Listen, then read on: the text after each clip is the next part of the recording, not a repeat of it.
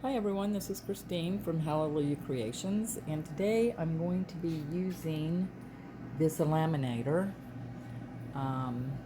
It is, I got it at Walmart for $17. It's just your standard size pen and gear, but it is doing a beautiful job. I had ordered, sorry about the video. But these are the ones that I've done so far, and they've turned out pretty good. They're really cute. They seal pretty good, and I just cut out a lot of things out of magazines or print some stuff out. And I had gotten these at a garage sale, so I thought this would be cool in a journal. And this, of course, was one I printed out online. And this is the paper that I'm using that I got off of Amazon. And it is the 5 mil. And so, yeah, I just take some things that I've cut out, and like this one right here.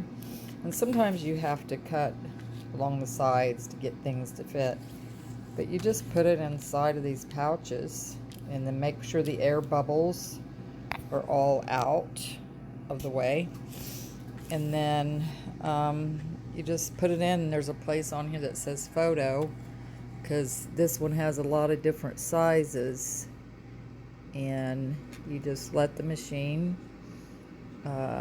pull it through. And so this one had, let me see, it has all these different sizes of pouches, which is right here. Oops, my picture's stuck to my tape.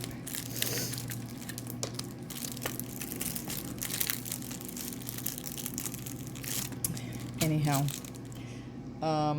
this is all the different sizes that you get. Little ones,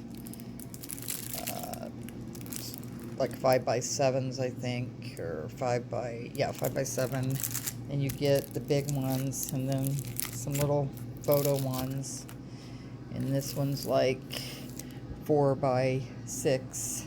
So there's all different sizes that you can do different things with. I have all these little cutouts that I cut out, and I didn't want to put it in a big one because they always fall out.